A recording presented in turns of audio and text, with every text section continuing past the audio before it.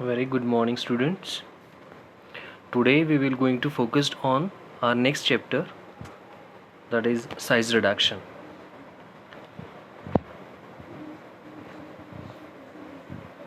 Size reduction is basically the process of reducing the large solid unit masses, that is vegetable or you can say the chemical substances, into the small unit masses, that is coarse particles or fine particles. So this process in which the particle size of the substance is reduced from its smaller size to final state of subdivisions, that is coarse or powder state, is known as size reduction. Milling is the process in which the particle size of solid substance is reduced into coarse or powder state by employing mechanical strength. In some cases, the process of size reduction is also known as comminution and grinding. Apart from that, these terminology which also having some synonymous words like comminution or diminution or pulverizations too. Normally, the pharmaceutical powders are polydisperse, that is, consisting particles of different sizes. So, polydisperse powders create considerable difficulties in the production of dosage forms.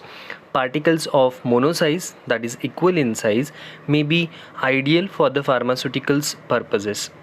In practice, the powders with narrow range of the size distribution can obviate the problems in processing them further.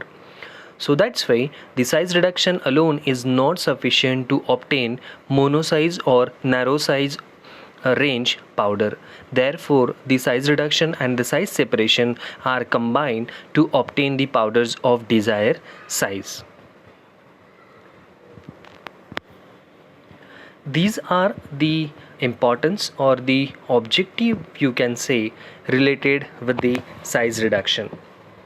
As far as the first importance for the size reduction is consist of your to increase the solubility.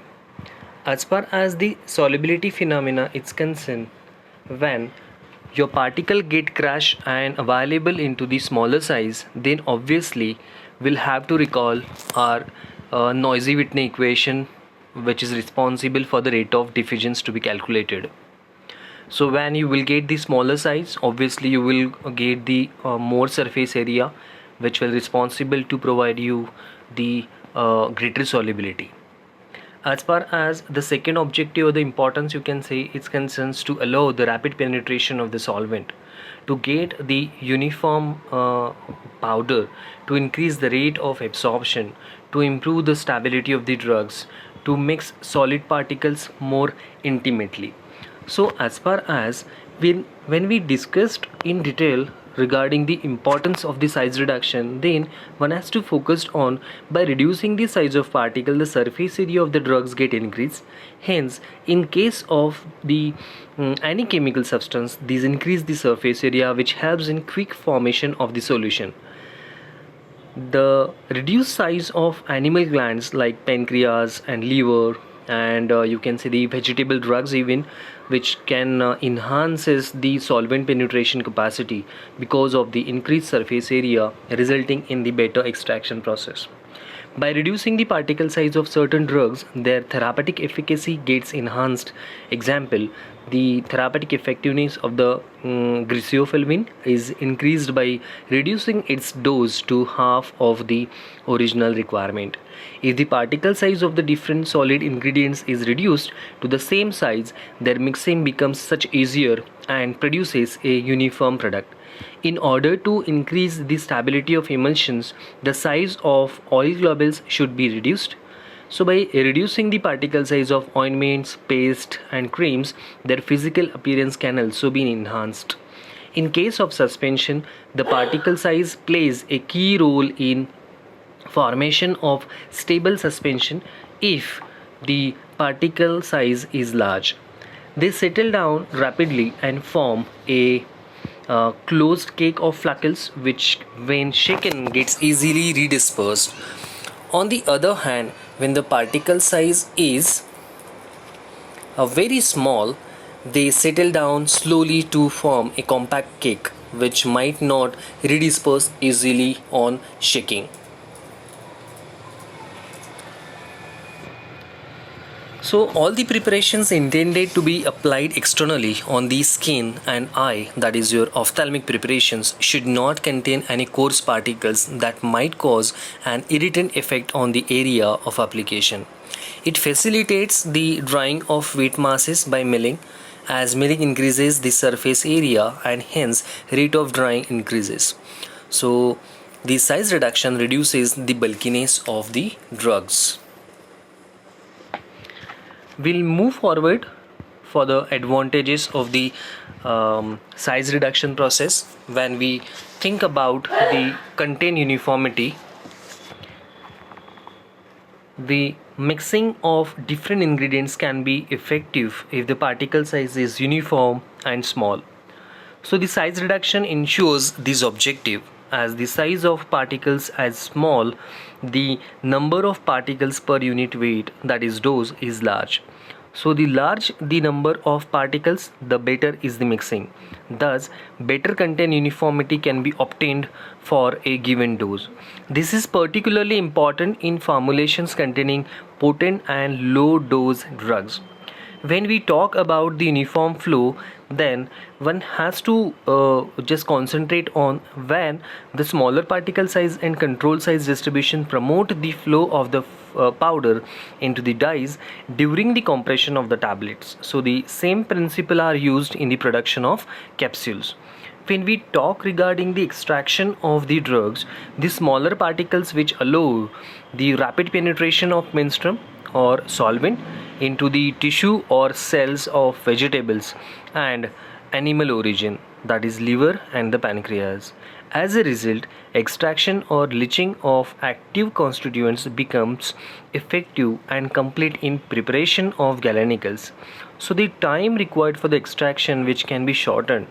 So it is quite easier to get the effective concentration of the drug. So normally the fine powders are preferred for the compound powders, while moderately coarse powders are used for the preparation of tinctures. Then coarse powders without the fines are employed in the percolation process. When we talk regarding the effective drying, so drying of a granular mass can be rapid and effective if the size of granules is small and uniform. Such techniques are used in the production of tablets. Similarly, drying of these medicinal plants parts can be quick and you can say the faster after the size reduction. Next one is your improves physical stability.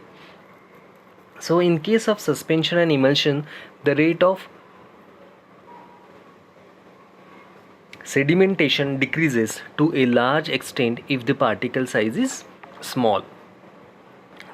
Next one is your improved dissolution rate. So size reduction increases the surface area which facilitates intimate contact of solid particles and gastric or intestinal juices. Thus, the rate of dissolution enhances. For example, size reduction of griseofulvine, which lead to the development of oral tablet with a dose half that of the originally marketed product. So, in case of insufflations, that is preparation inhaled directly into the lungs, so the drugs here, which should be usually smaller than 5 micrometer. So one has to focus on these parameter as well. So micronized powder of aspirin is used in the preparation of tablets. Microfined aspro, that is analgesic and anti-inflammatory agent. When we talk on the next point, that is improves the rate of absorption, which ultimately depend upon the smaller the particles, which will provide you the greater absorption rate. So the smaller the particle size, faster is the absorption because of the enhanced dissolution. Then obviously it will increases the surface area when the particle size get available in the narrower range, and also it increases the viscosity of the fluid. Last is your facilitate the bioavailability and which helps for the uniform mixing and the drying.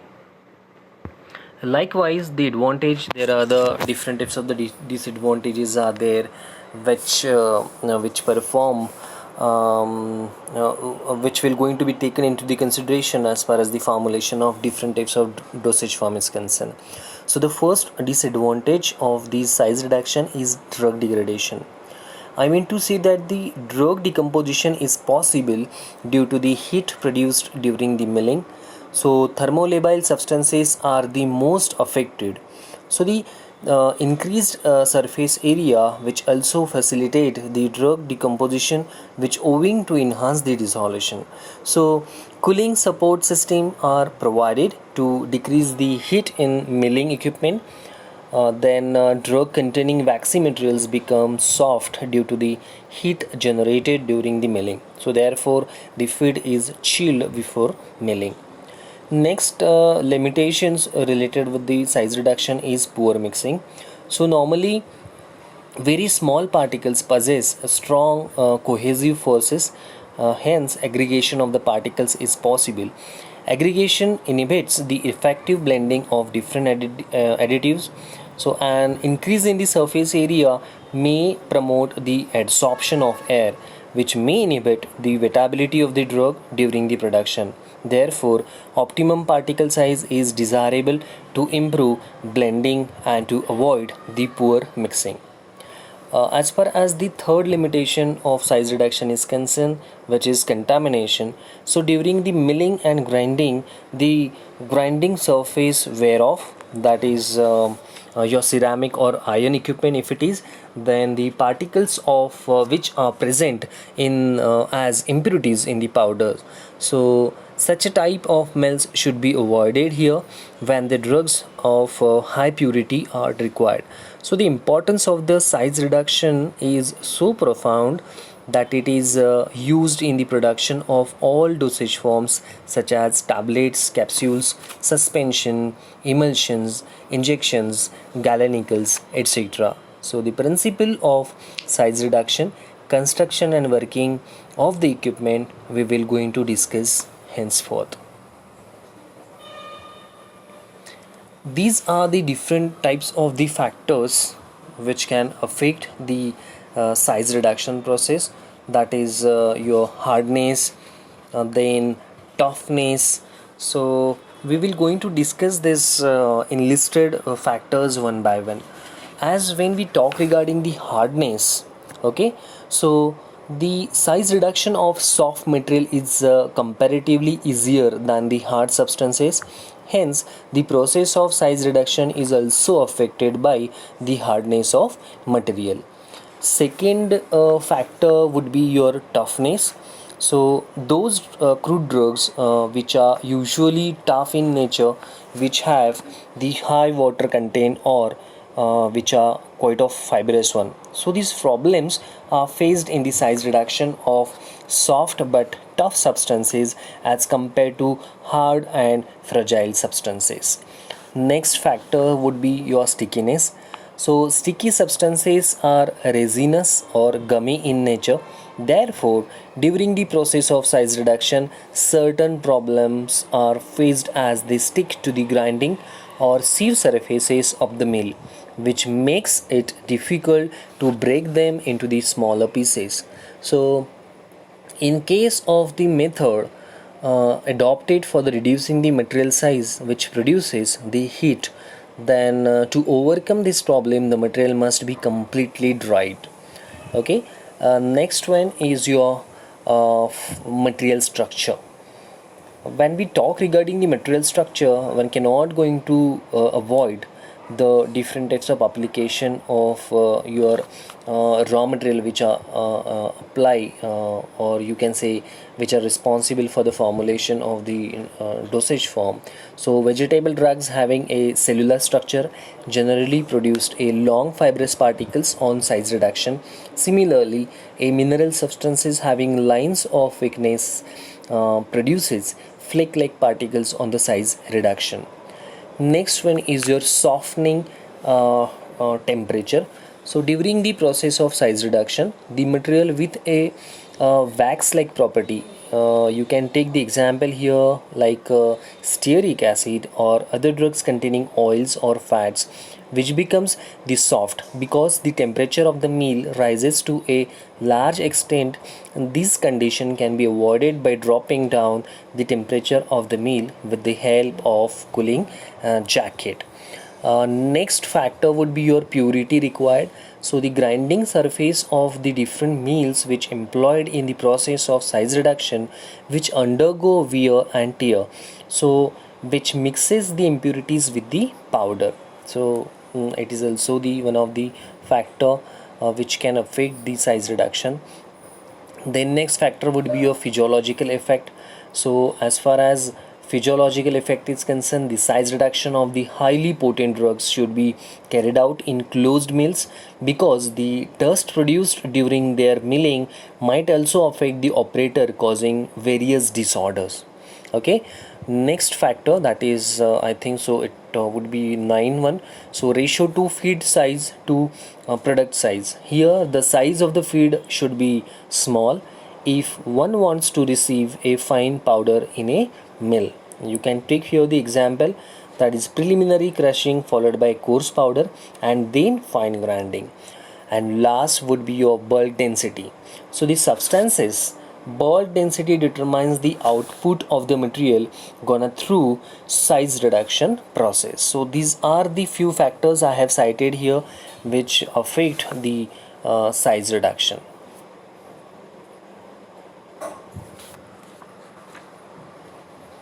These are the methods of the size reduction, or you can say that these are the modes of stress applied in the size reduction. So stresses of the varied natures are applied to achieve the size reduction. So we're going to discuss in one by one. First one is your cutting. The material is cut by means of sharp blades. It is useful for contamination of fibrous or waxy solids. Example you can cite here is your cutter mill. Okay, if you could able to see there in the diagram, the mechanism is easily understand, that impact, attrition, the shear and the compression as well. So second one is your compression. In this mode, the material is crushed between the rollers by the application of the pressure. In compression, the applied stress do not cause failure directly on the particle but generate the distortion, that means which form the crack tip in a region away from the point of primary stress applications. You can cite here the example roller mill. Then third one is your attrition one. As far as attrition is concerned, this involves the breaking down of the material by rubbing action between two surfaces. Okay, if you could able to see there in the diagram, that is your second one. So this sentence would be quite applicable to this diagram or the figure you can say, which is a surface phenomena. So it is generally necessary for the fine grinding. You can cite here the example is your fluid energy mill. Fourth one is your impact. Basically it involves the operation of hammers or the bars at high speeds. When the lump of material strikes the rotating hammers, the material splits apart. So this action which continues until particles of required size are obtained. You can cite here the example of impact would be hammer mill. Okay, and fifth one is the combination of attrition and impact.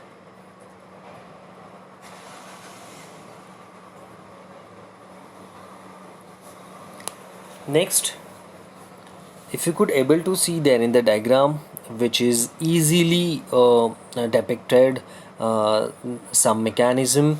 So by looking towards these diagrams, you can easily come to know what actually the smashing is, how the breaking which going to takes place, how the attrition is gonna takes place, then how the crunching it takes place, how the cutting of the material it takes place, and your splitting. So this is all about the mechanism of size reduction. where you can correlate these figures with whatever the modes of stress applied in the size reductions we had seen in last slide.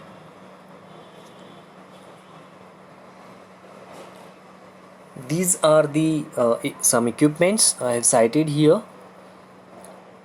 along with its example. So when we talk on the crusher, then you can cite here the example are edge runner mill and end runner mill. Second equipment is grinder, but as far as the grinder is concerned, it has some different equipment which comes in category of the grinding. Okay, so we're going to see one by one. That is impact mill. You can cite here the example as hammer mill. Then rolling compression, that is roller mill. Attrition mill, that is your attrition mill as it is.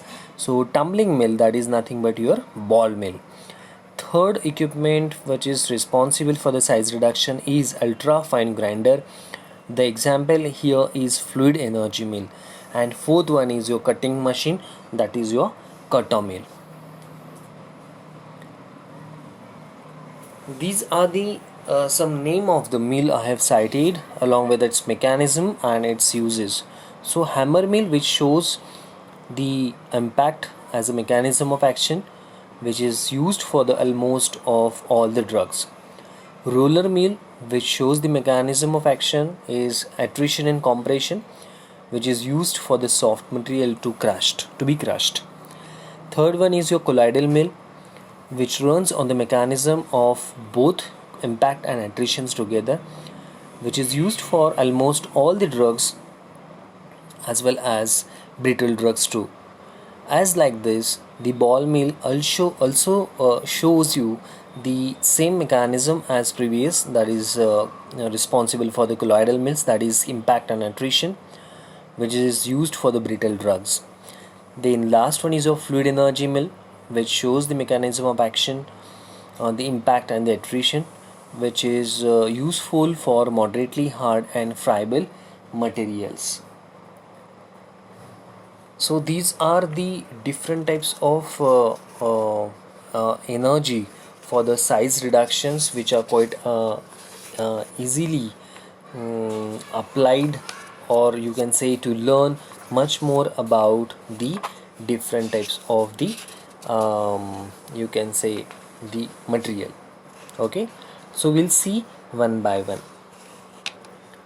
So the energy of combination, that is size reduction, is the size reduction which begins with the opening of small flaws that are initially present. Based on the probability, larger particles may have numerous flaws and readily fractures when compared to smaller particles with fewer flaws. So the supplied energy is used to increase the new surface area from flaws and initiate the flaws or cracks in the particles. This phenomena is observed generally in fine grinding process.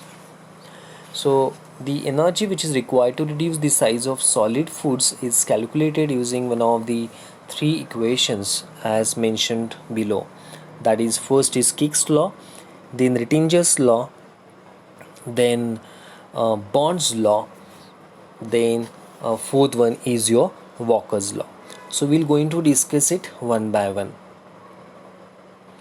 Kick's law. According to the Kick's theory, the energy which is used in deforming or fracturing a set of particles of equivalent shape is proportional to the ratio of size changes. It may be expressed as it is shown in the equation as like E is equal to kk multiplied by di d1 upon d2. So here the E, capital E, is the energy which is required per mass of the feed, which is in terms of weight per kilogram per second. Kk, that is your Kick's constant. d1m and d2m is the energy initial size of the pieces and average size of the ground particles respectively. Whereas d1 upon d2 is size reduction ratio, that is RR, and it is used to evaluate the relative performance of the different types of equipment. Coarse grinding has reduction ratio below 8 is to 1, whereas in the fine grinding the ratio can be exceed 100 is to 1. So here we can you can derivatize this Kick's theory with respect to its proposal, which was developed on stress strain diagram for cubes under the compression. It assumes that the material has flaws distributed rather throughout its internal structure. So for crushing, that is compression of large particles, this Kick equation is more useful. It is applicable to elastic materials undergoing deformation and or brittle fracture. The energy requirement does not depend on the initial particle size but depends on the size reduction ratio. The theory assumes that the resistance to crushing does not change with the particle size. So the energy requirements predicted by the Kicks are lower than that of your retangers. So the size reduction of material is alone not sufficient to obtain the powder of desired size. It is followed by the separation. So several equipment which we have which really we are going to be learn today, which is quite beneficial to you people to learn much more about the theories of size reduction. Next law would be your Rettinger's theory, or Rettinger's law you can say. So according to the Rettinger's hypothesis, energy, that is capital E, which is required for the size reduction of unit mass, which is directly proportional to the new surface area produced. It is expressed as capital E is equal to Kr into inside the bracket 1 by d2 minus 1 by d1 bracket complete, whereas these d1 is your diameter of particle which is measured in terms of micrometer, whereas d2 is your new diameter of the particles which measured in terms of micrometer too. Kr is nothing but your Rettinger constant, that is energy per unit area. Okay, and last one is your E, capital E, that is amount of energy, that is work done. So the constant Kr, which depends on the grinding unit employed here. So the energy is consumed to enlarge the surface area of one unit. It is mostly applicable to brittle materials undergoing fine milling. Rettinger's theory ignores particle deformation before fracture. Next one is your Bond's law. According to the Bond's law, the energy used in the crack propagation is proportional to a new crack length produced. So three basic principles are really proposed here in case of Bond's law. First is your any divided materials must have a positive energy register. These can be zero when the particle size becomes infinity. So we will going to sum out the equation here, that is input energy, that is capital E, is equal to energy register of product minus energy register of the feed. As the particle size decreases, the energy associated with the powder increases. In other words, energy registered is inversely proportional to the particle size.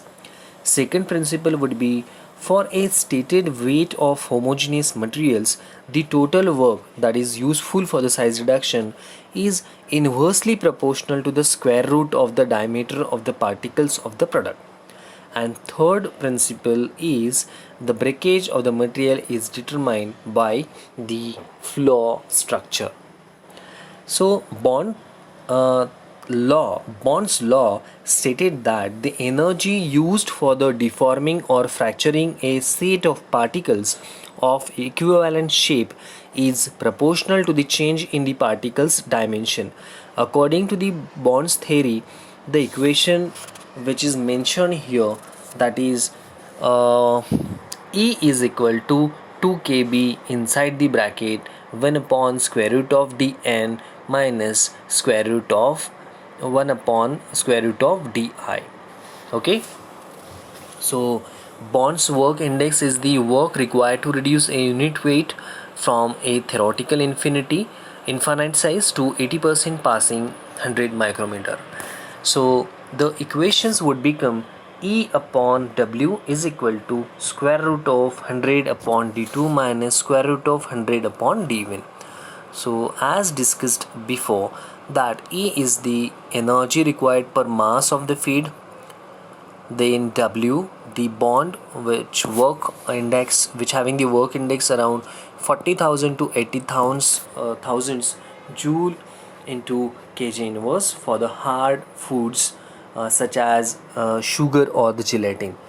D1 and D2 are the diameter of sieve aperture that allows 80% of the mass of the feed to pass, and diameter of the sieve aperture that allows 80% of the mass of the ground material to pass respectively. So this is all about the Bond's law. Next theory would be your Walker's theory.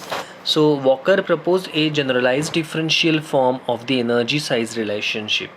So dE is equal to minus k into small d into capital D divided by d raised to the power n, where capital E, we know that it is a amount energy required to produce a change. D is nothing but size of unit mass and K is constant, whereas small n are the constant. So when we consider that if n is equal to 10, then Walker equation becomes Kick's theory.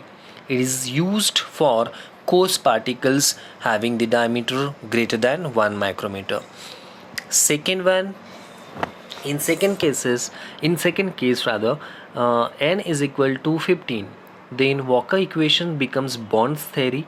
So this theory is used when neither Kick's nor Rittinger's law is applicable. And if third case, that is when your small n is equal to 2.0, sorry, it is your not 10, it is 1.0, 1.5 and 2.0.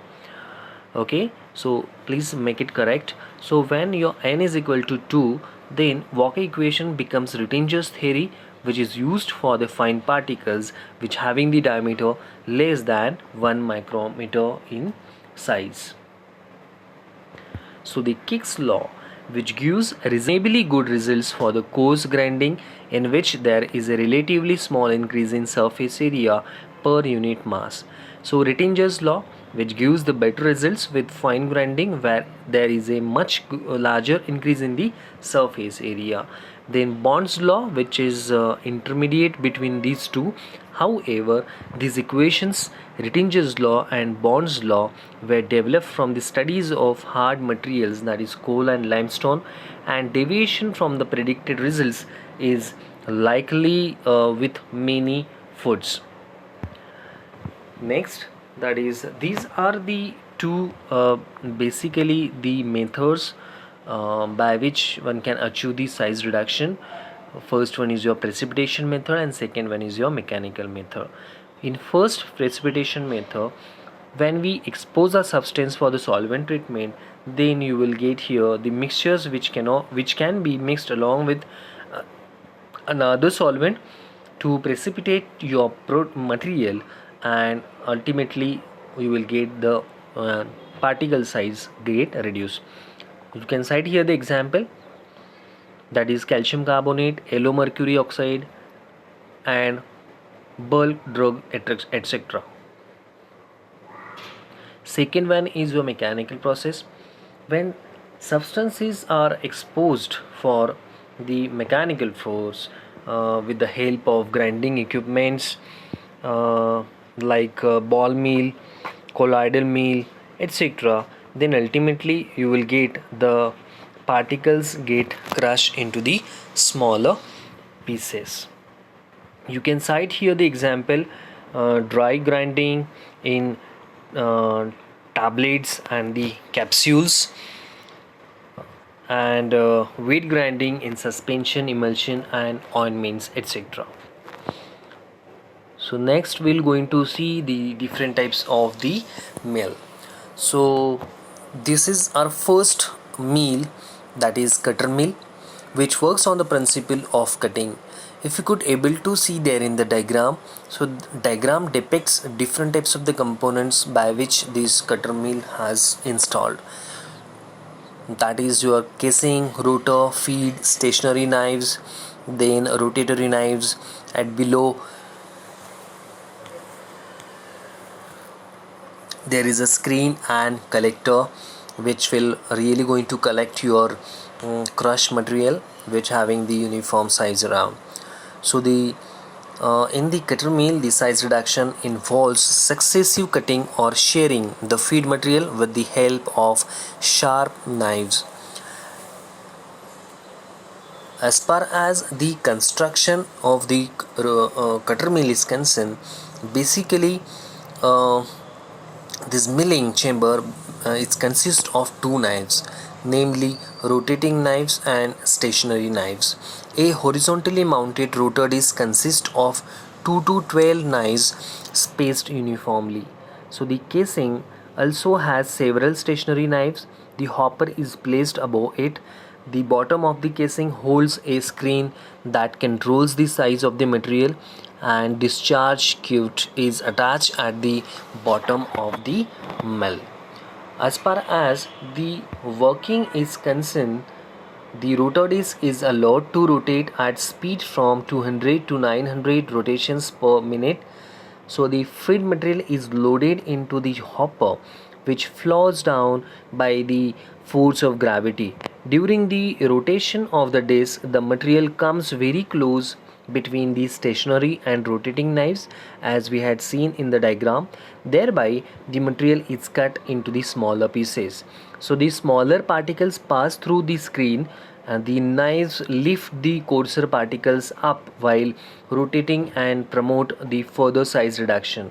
So the product is collected into a receiver at last. Then the particle size and the shape are determined by the rotor size, gap between the rotating and stationary knives, and ultimately as far as opening of the sieves is concerned. When we talk on the uses, then cutter mill are used for the size reduction finer than 80 to 100 mesh of tough and fibrous material.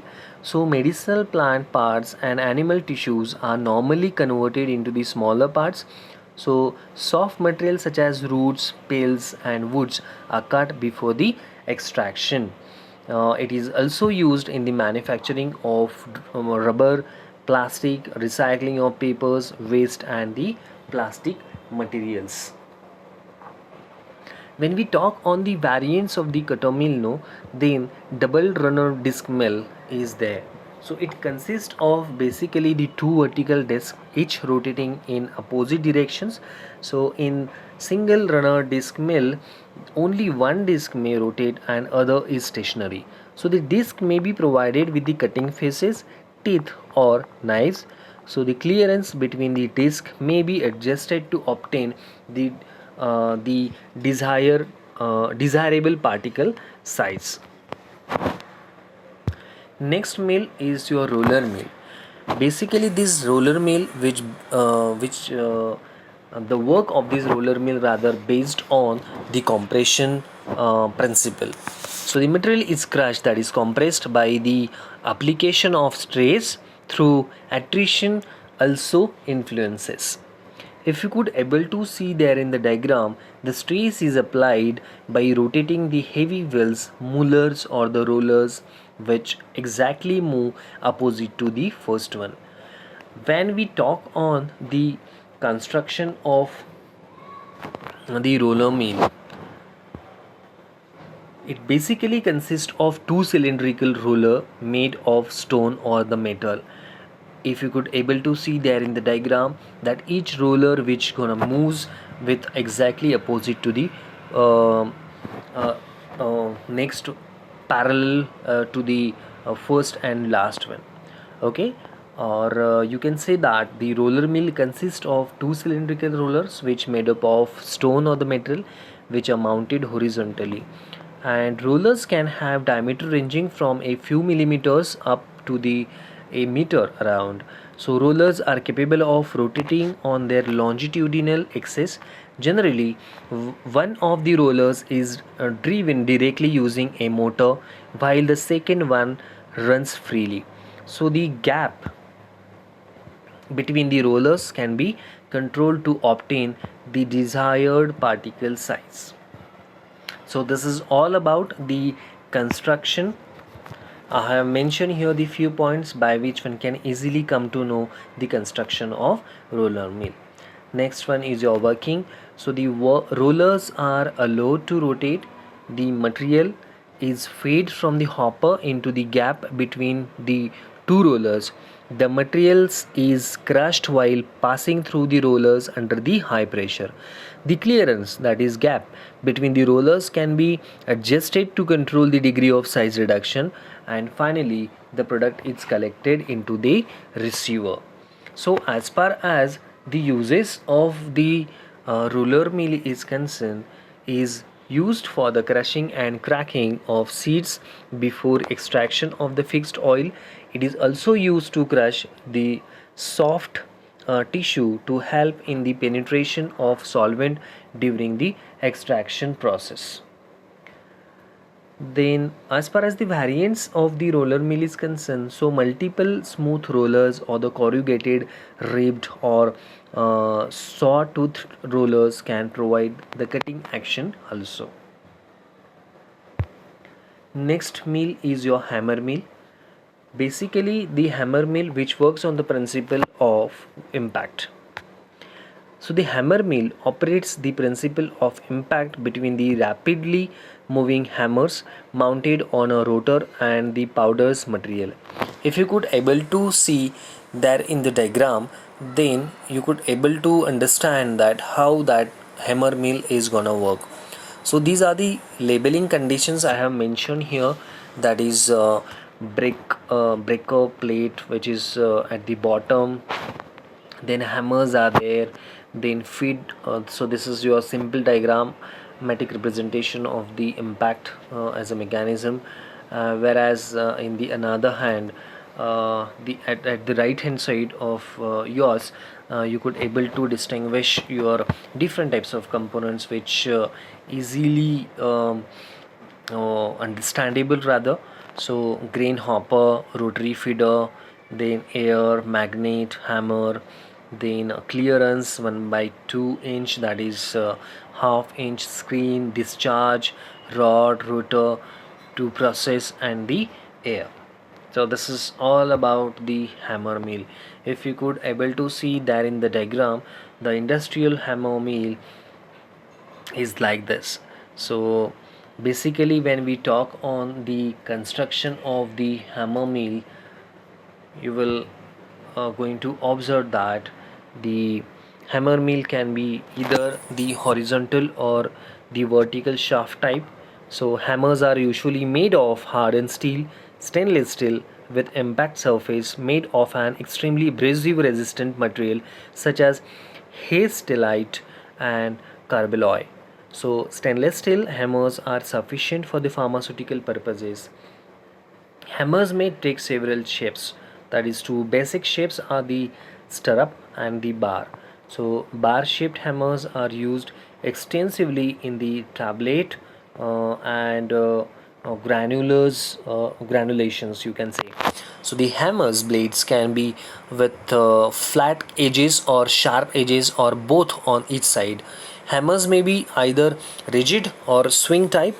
So free swinging type has an advantage that there will be increasing in clearance between the hammers and screen.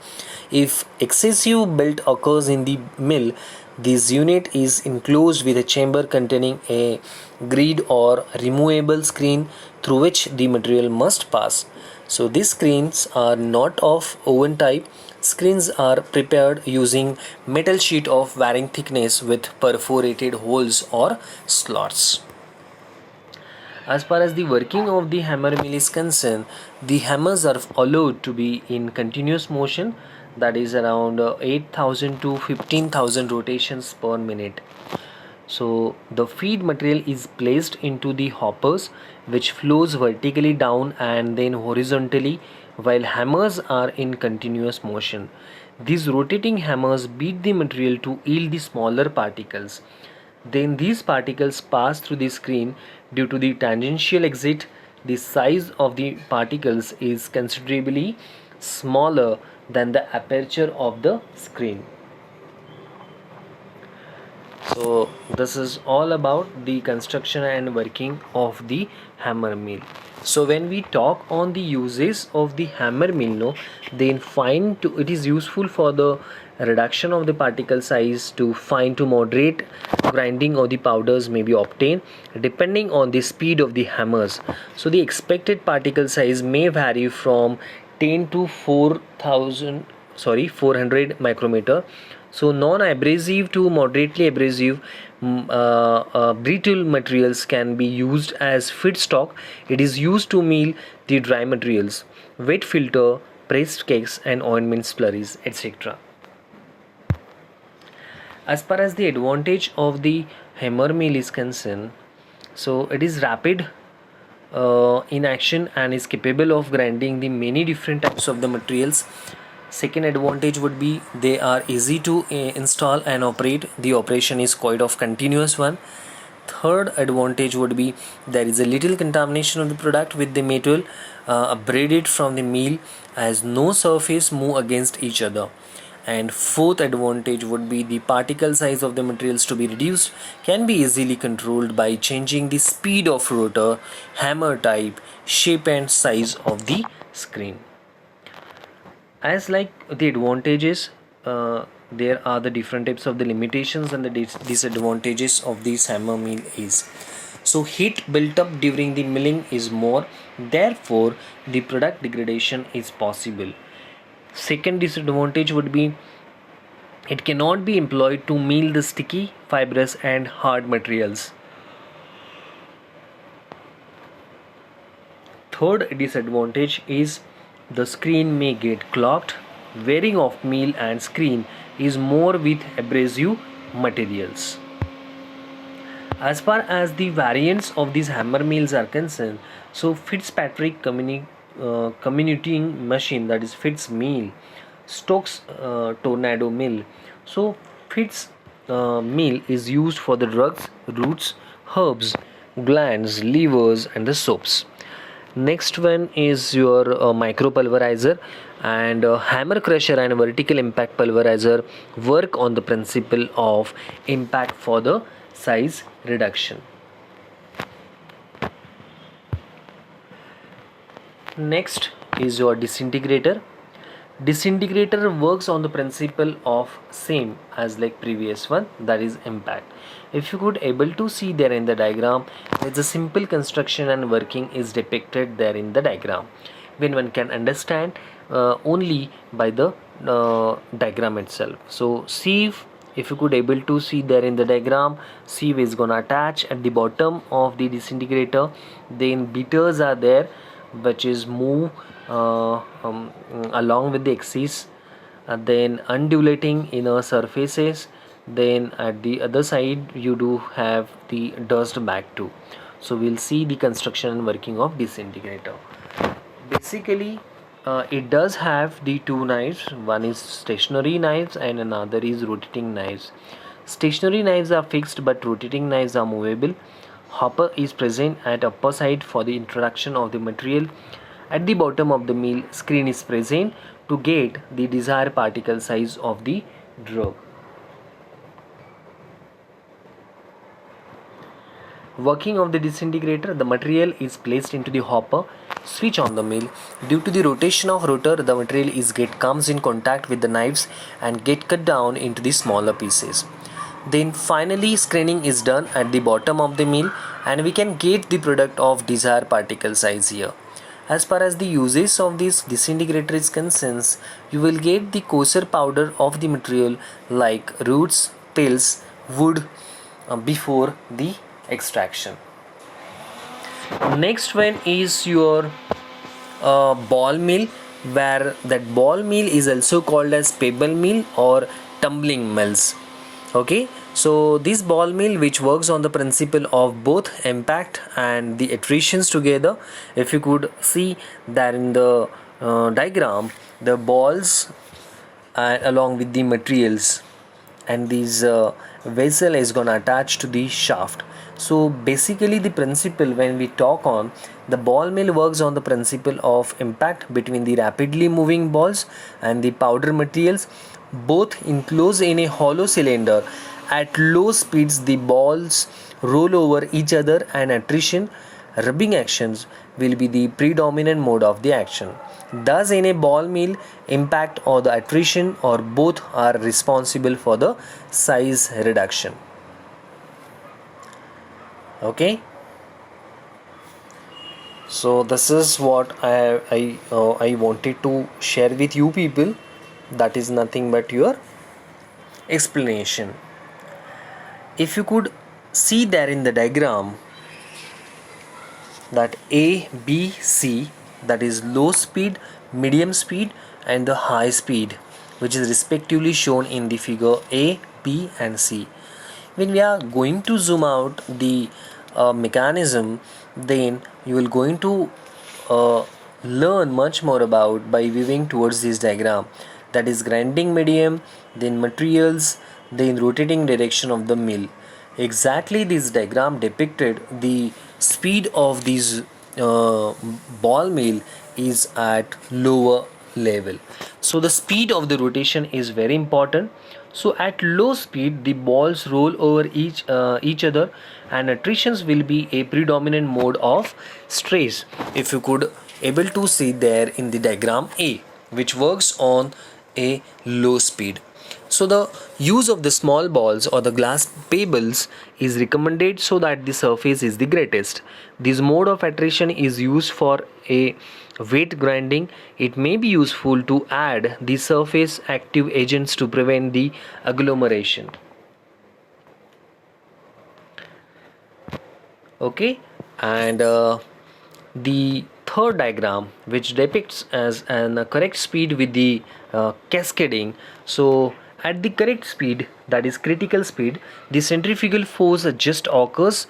As a result, the balls are picked up by the mill wall and carried nearly to the top, where they break contact the wall and fall to the bottom. In this manner, the impact stress is also induced and the size reduction is made effective. But when we talk on the middle one, that is your what we can say, the second diagram, that is your high speed with the centrifuging. So at still higher speed the balls are shown out to the wall by centrifugal force, hence the grinding will not occur. So the compression by the balls against the wall is not sufficient for effective combination of the substances. So if you could able to see there in these diagrams, so this is your simple depiction of the diagram where you could able to understand the mechanism of ball mill. So this is all about the constructions what I told you just now, that it consists of hollow cylinder which is mounted on a metallic frame. The cylinder rotates on its longitudinal axis. The cylinder consists of no number of balls, and the cylinder and the balls are made up of metal and coated with the chrome or rubber. The working is very simple of this ball mill. The material is placed into the hopper, switch on the mill. Due to the rotation of cylinder, there is impact and attrition occurs between the particles and ball, and the material is get reduced into the smaller pieces. As far as the usage is concerned, the fine grinding with a particle size of 100 to 5 micrometer or less can be obtained, particularly for hard and abrasive materials. Stainless steel balls are preferred in the production of ophthalmic and parenteral products, as there is a less chance of contamination due to wear. So ball mill at low speed is used for milling dyes, pigments and insecticides. As far as the advantages of this ball mill is concerned, it can produce very fine powder. It is used for the batch operation. It can be made continuous operations by including a chamber next to the cylinder. These are separated using the sieves. The ball mill is suitable for the both wet and dry grinding purposes. Then toxic substances can be ground as the cylinder is closed system. Roller bars can also be used as grinding media. Example, the sticky material are size reduced. Then in ball mill installation, operations and labor cost are low. So balls can be of various shapes and the sizes. So rods or the bar may be used instead of balls. Milling operations can be accomplished in an inert atmosphere if the oxygen sensitive substances are to be milled. As like the advantage, there are some disadvantages I have listed here. So the ball mill is a very noisy machine actually. Wear occurs from the balls as well as from the casing, which may result in contamination of the product. Ball milling is a slow process. Basically, the rate at which the energy can be applied is limited because it depends on the acceleration of the balls, which is influenced by the gravitational force. And at last, soft, tacky, fibrous material cannot be milled by this ball mill. When we talk on the variants of this ball mill, so hardening mill, continuous ball mills, vibrating ball mills perform its role better.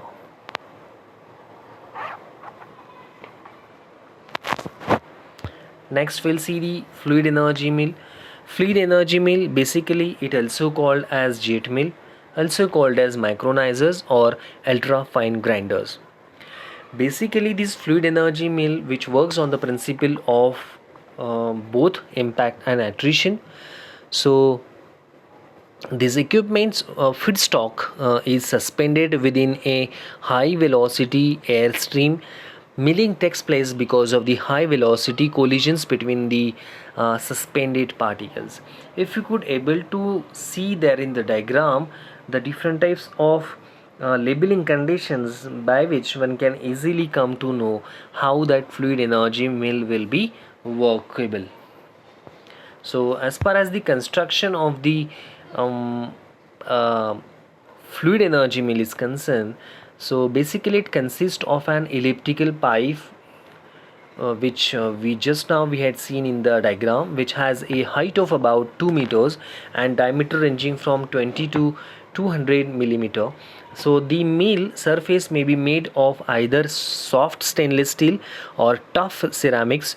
Usually the mills are constructed such that the contact surfaces are merely linings which can be removed or replaced if excessively eroded after the use. So grinding nozzles, usually you can say the 2 to 6 may be useful, so which can be placed tangentially and or opposed to the initial flow path of the powder. Normally compressed air of 600 kilopascals to the 1 megapascal is used here. So inert gases can be used to minimize or eliminate the oxidation of susceptible compounds. Venturi feeder is provided in the path of the airflow. An outlet with a classifier, that is cyclone separator or the back filter, is fitted to allow the escape of your air. As far as the working of this fluid energy mill is concerned, the powder is introduced through the inlet of venturi. The air entering through a grinding nozzles transport the powder in the elliptical or circular track of the mill. In the turbulent stream of air, the suspended particles collide with each other and break.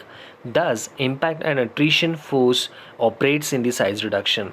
Resultant small particle which is entrapped by the air, which are carried out to outlet and removed by the cyclone separator or the back filters. The coarser particles undergo the recirculation in the chamber on account of its own weight. These recirculated particles collide again with new incoming feedstock particles. The powder remains in the mill until its size is reduced sufficiently. Later, it leaves via screen. Hence, the fluid energy mill produces particles with a narrow size distribution. Sometimes the particles which are entrapped by the drag of gas leave the mill and carried out to a cyclone separator or the bag collector. As far as the uses of this fluid energy mill is concerned, the fluid energy mill is used to reduce the particle size of most of the drugs such as antibiotics and the vitamins.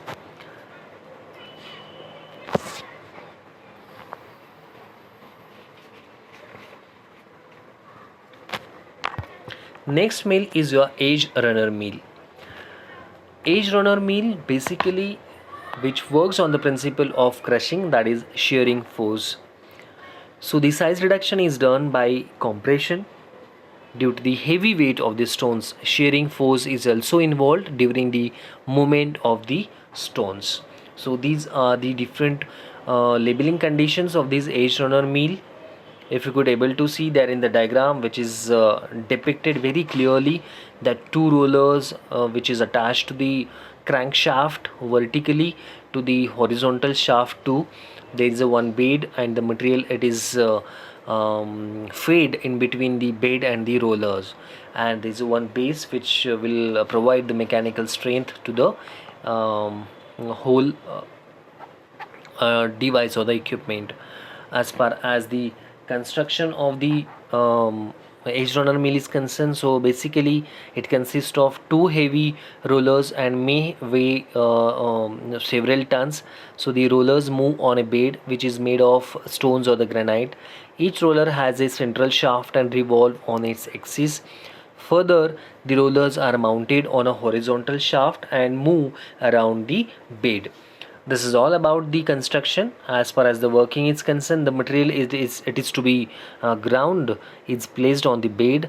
With the help of scraper, it is kept in the path of the stone wheel. The stones revolve on their common axis and at the same time travel around the shallow stone bed. The outer part of the wheel has to travel a greater distance than the inner, so that the size reduction is achieved by shearing as well as crushing. The material is ground for a definite period. The powder is collected and passed through a sieve to get a powder of desired size, and it is basically the batch process. As far as the advantages of this edge runner mill is concerned, basically it can be used for the crushing all types of drug. It produces the powder of very fine particle size. It does not require the much attention while operating. It operates with the greater efficiency. It does not demand the frequent cleanups, and it is simply and easy to install. As far as the disadvantages of this edge runner mill is concerned, it cannot be used for the sticky material.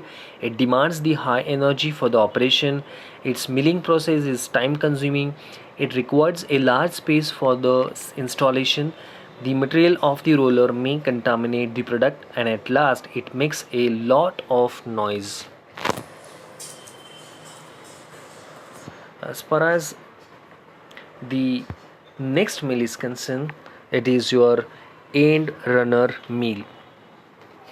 End runner mill basically which works on the principle of your compression. If you could able to see there in the diagram, this is also a simple depiction of the figure where all labeling conditions which will make you flourish to learn very easily about the importance of the end runner mill. Basically the size reduction is done by crushing, that is compressions, due to the heavy weight of the steel pestle. Shearing stress is also involved during the movement of the motor and pestle here. So as far as the advantages and disadvantages are concerned, the construction, the working is concerned, basically it is considered as mechanical motor and pestle. It consists of a steel motor which is fixed to a flanged plate. Underneath the flanged plate A beveled cock fitting is attached to a horizontal shaft bearing a pulley. Hence, the plate with the motor can be rotated at a high speed. The pestle is dumbbell shaped so that balancing and efficient grinding by its weight can be achieved. The bottom of the pestle is flat rather than round, and the pestle carries an arm which is hinged by this arrangement, and the pestle can be raised from the motor to facilitate emptying and cleaning. The narrow central portion of the pestle is longer than the band of the arm around it. Hence, the pestle can rise and fall over the material in the motor. As far as the working of this end runner mill is concerned, the material it is to be ground is placed in the motor. The scraper puts the material in the path of the pestle. The motor revolves at a high speed and the pestle is placed in the motor finally. So here the rotating motor causes the pestle to revolve. During this process, the size reduction is achieved by shearing as well as crushing. So the material is collected and passed through a sieve to get the powder of desired size. So this is all about the construction and working of your end runner mill. Advantages of this end runner mill is it can be used for very fine powders. It demands less attention while operating. It is easy to clean and operate. Its maintenance cost is quite of less one, and it does not get jammed. As far as the disadvantages of this end runner mill is concerned, it is not suitable for the drugs which are in unbroken or slightly broken conditions. Next one is your elutriation. It is also called as wet grinding. In this process, the material is converted into paste by addition of water, and then grinding is done. So which is also for small scale motor and pestle, which is gonna used for large scale production. Colloidal mill or edge runner mill can be used. Next one is your leviation. Leviation, it is defined as the process of separation of coarse particles and fine particles from the paste, which is obtained from the paste after leviation. In this, large amount of water is added into the paste, and which is allowed to stand for a few minutes. High density particles get settled down at the base of container, and low density particles which remains suspended on the surface of a solution. After that, these two layers are separated